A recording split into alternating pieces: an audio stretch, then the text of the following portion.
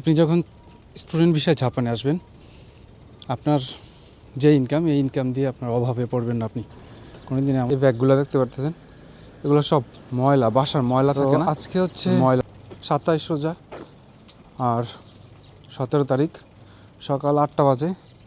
তো কালকে রাতে যখন 12টায় বাসায় আসছি, 12টা না সরি 1টায় বাসায় আসছি, খেয়ে দিয়ে একদম সেহরি খেয়ে ঘুমাইছি। তখন ঘুমাইতে ঘুমাইতে প্রায় 3টা, আর সকালে উঠে এখন কাজের জন্য বের হয়েছি। তো জাপানের ছাত্র অবস্থায় প্রচুর পরিশ্রম করতে হয়। ওই ভিডিওগুলোই আমি একদম অথেন্টিক, যে ভিডিওগুলো একটা লাইফ কেমন হয় ছাত্রের বিদেশে আসার পর, ওই ভিডিওগুলো আমি করার চেষ্টা করি। তো এই আর কি অবস্থা। তো আজকে আপনাদের একটা জিনিস দেখাই। এই ব্যাগগুলো দেখতে পারতেছেন, এগুলো সব ময়লা, বাসার ময়লা থাকে না, এই ময়লার ব্যাগ। আজকে আমার এরিয়াতে এই ময়লা ফেলার ডেট। জাপানে এরিয়া ভিত্তিক এবং প্রত্যেকটা জায়গায় এই ময়লা ফেলার জন্য আলাদা দিন থাকে। এই ময়লা ফেলতে হইলেও আপনার সব ময়লা একসাথে ফেলতে পারবেন না, এটারও 3টা ভাগ আছে। এই 3 ভাগে ভাগ করার পরে আপনি হচ্ছে এই ময়লাগুলো ফেলতে হবে। এটা হচ্ছে ট্রেন স্টেশনের সামনে, এখানে হচ্ছে সাইকেল রাখতে হয়। আপনি এমন না যে জাপানে যেখানে সেখানে সাইকেল রাখতে পারবেন, নির্দিষ্ট একটা জায়গার মধ্যে রাখতে হবে। আর এমন না যে এগুলো ফ্রি, এখানে মান্থলি সাবস্ক্রিপশন লাগে।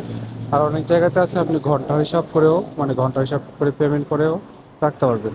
তবে স্টেশনের সামনেগুলো বেশিরভাগই মান্থলি আপনার পেমেন্ট করে সাবস্ক্রিপশন নিয়ে এখানে আপনার হচ্ছে সাইকেল রাখতে হয়। আমি বাসার সামনে থেকে যে ট্রেনটা উঠি, এটা একদম হচ্ছে মাটির নিচে দিয়ে যায়। এই মাটির নিচে ট্রেনগুলোকে জাপানে চিকাতেৎসু বলে। আমি যে ট্রেনে যাব এখানে হচ্ছে প্রায় মাটির নিচ থেকে প্রায় 5 তলার মতো নিচে দিয়ে যায়। আমার যে ট্রান্সপোর্টেশন কার্ডে যে ইউজ করি ওইটা হচ্ছে, ওইটা টাকা প্রায় শেষ, এখন টাকা ভরতে হবে। 300 ইয়েনের মতো আছে, কিন্তু 300 ইয়েনে হচ্ছে আমার আজকের যাওয়া আসা হবে না। তো আমি বাসা থেকে যেখানে কাজে যাই ওইখানে হচ্ছে যাওয়া আসার জন্য আমার ডেইলি হচ্ছে 1100 ইয়েনের মতো খরচ যায়। যদিও এই টাকা হচ্ছে আমি যেখানে কাজ করি ওইখান থেকে পুরোপুরি দিয়ে দেয়। তারপরে প্রথম যেই মানে খরচ করার সময় তো নিজের থেকে খরচ করতে হবে। পুরো সামনে চলে আসছি, একটু করে কাজে চলে যাব। আর এখন 8টা 54 বাজে, আমার কাজ হচ্ছে 9টায়, এর মধ্যে আমার রেডি হয়ে যুক্ত হবে। আর সোম মঙ্গল বুধ বৃহস্পতি হচ্ছে আমার সেম রুটিন, সকালে এখানে কাজ, বিকালে অন্য এক জায়গায় কাজ। এরকম বোরিং একটা লাইফ লিড করতেছে।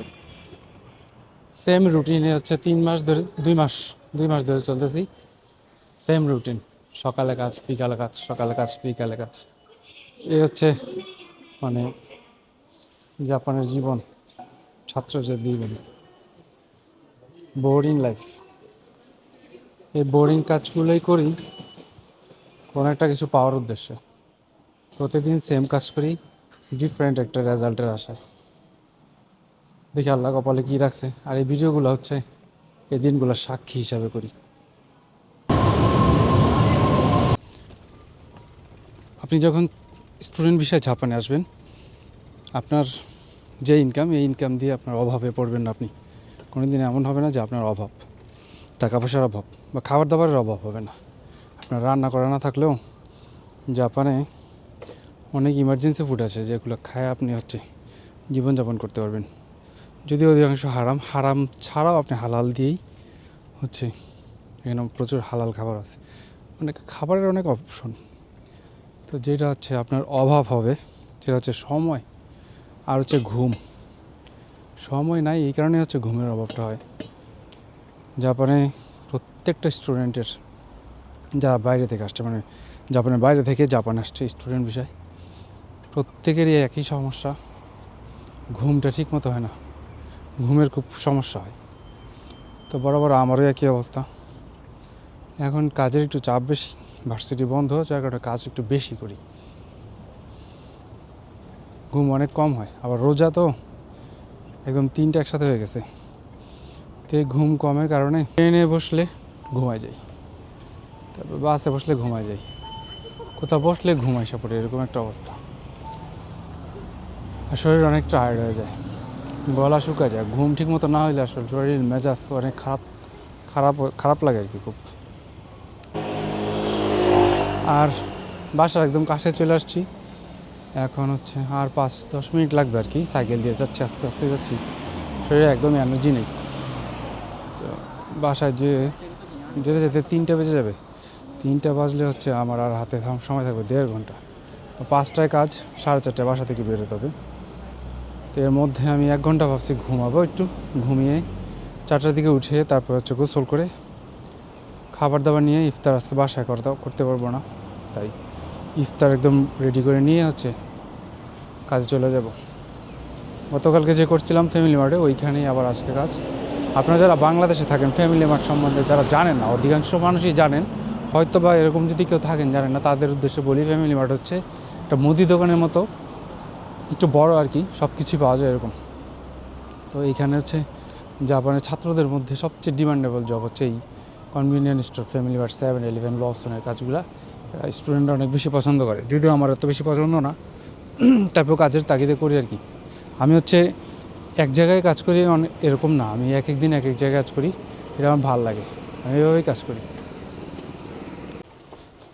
বিকেল 4:40 বাজে, এখন হচ্ছে দ্বিতীয় কাজের জন্য বের হয়েছি ফ্যামিলি মার্টে। আর ইফতারের জন্য আজকে নিচে হচ্ছে গরুর মাংস, ভাত আর ডিম। বাইরে খাইতে খাইতে আর ভালো লাগে না, তো ভাবছি আজকে ভাতই নিয়ে যাই। ওইখানে 10-15 মিনিটের মতো উনি হচ্ছে যে ম্যানেজার, উনি আমার টিফিন দেয় আর কি। তো ওই সময় এই অল্প একটু ভাত নিয়ে নিয়েছি যেন অল্প একটু খেয়ে আবার কাজে ঢুকে যেতে পারি। আজকে ওয়েদারটা আবার একটু ভালো। এই ফ্যামিলি মার্টে হচ্ছে এখন কাজে ঢুকবো। আজকে 5টা থেকে হচ্ছে 10টা পর্যন্ত কাজ, রাত কিছু কাজ কম এখানে। আর এই যে সাইকেলটা দেখতে পাচ্ছেন না, এই বিশাল সাইকেলটা, এটা হচ্ছে আমার পঙ্কিরাজ।